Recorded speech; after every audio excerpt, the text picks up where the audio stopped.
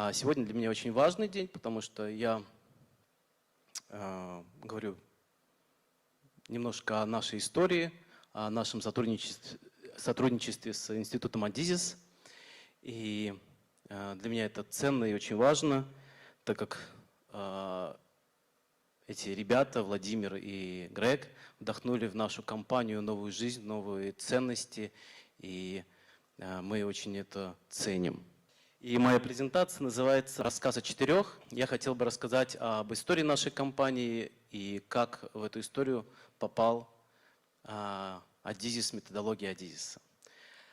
Компания Латака была основана 4 октября 1994 года. Мы торговали шинами и аккумуляторами. И оттуда и название нашей компании Латако. Это латвийские аккумуляторы и колеса. Все очень просто. Торговля шла на ура. 1994 год. Наш первый офис был на улице Гоголя, 14. А после того, как мы немножко подросли, мы открыли наш первый склад недалеко, на улице Пушкина, 4. Это был 96 год. У меня в этом году родился первый сын, Даниэль. Как-то так получилось, что он родился 4 декабря 1996 года. Компания разрасталась. И до сих пор у нас есть 4 товарных группы, которые мы развиваем в Латвии и не только. Это шины, аккумуляторы, масла и диски. И опять у нас тут 4 появляется. И пришел кризис 2008 года. И мы начали атаковать Эстонию и Литву. Это были одни из самых лучших лет нашего развития до того момента. И нас рынок принял. Рынок упал в 2008 году уже примерно на 50%, а мы смогли вырасти. И в 2009 году мы праздновали 15-летие. Я готовил пламенную речь. Написал свою историю успеха компании Латак. И остановился на 2 вещах. Это забота и внимание. Забота и внимание о тех людях, которые вокруг нас. Где-то в 2013 году мы стали тяжелыми. Хотя все равно амбиции росли. Я знаю, что это вот тоже Ицхак Адизис в одном из интервью говорил, что это ошибки молодых компаний, молодых руководителей. Пошел в Чехию, пошел в Польшу, открыл стартап, все потерял. Вот. Ну как в книжке. В 2014 году у меня рождается второй сын.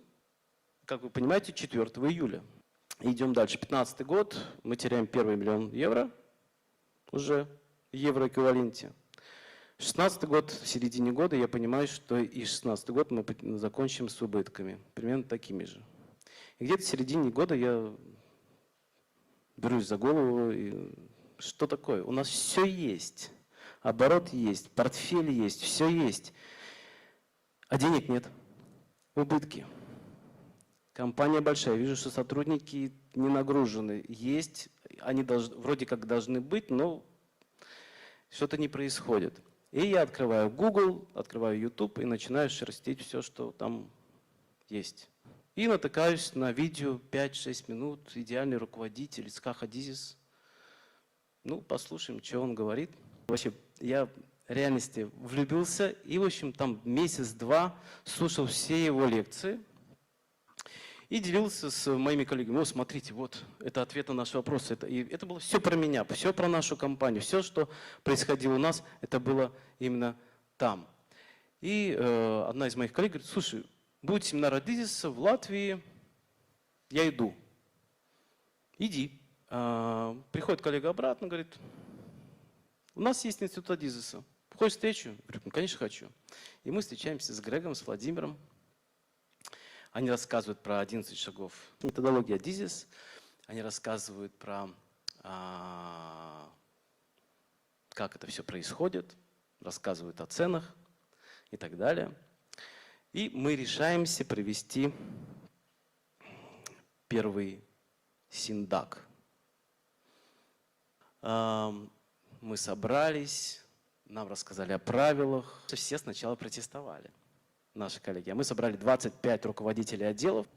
3 дня мы вытащили все наши пипы, их было 187 на доску. Мы ползали, собирали их там вместе, паковали. Это было интересное мероприятие. И когда мы выложили это все на стену, я видел всю историю компании за 24 года. Видел все прыщики, которые есть у компании, все, что, где есть проблемы, где-то есть горлышко бутылки. И, конечно, я понимал, что горлышко бутылки был я. Ну и все мои коллеги понимают, ага, сейчас мы все решим, сейчас мы его уберем, и все у нас станет хорошо.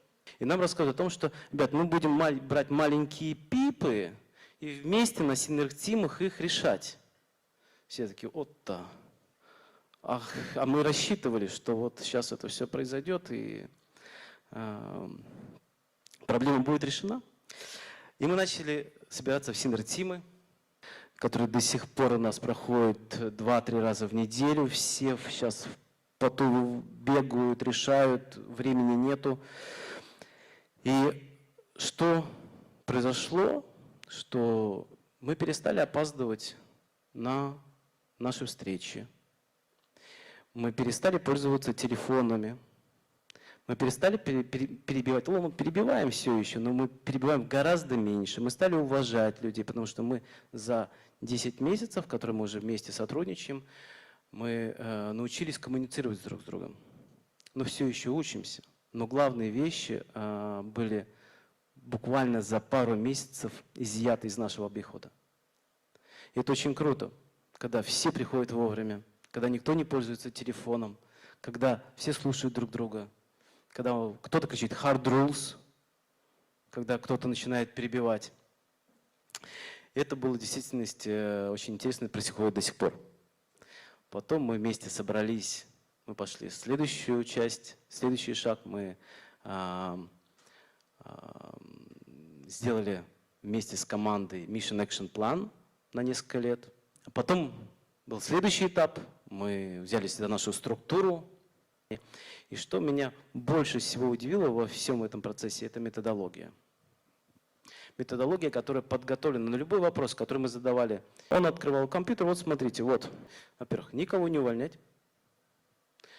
Должностей не менять. Даже если новая структура, если человек меняет, зарплаты не поднимать, зарплаты не опускать.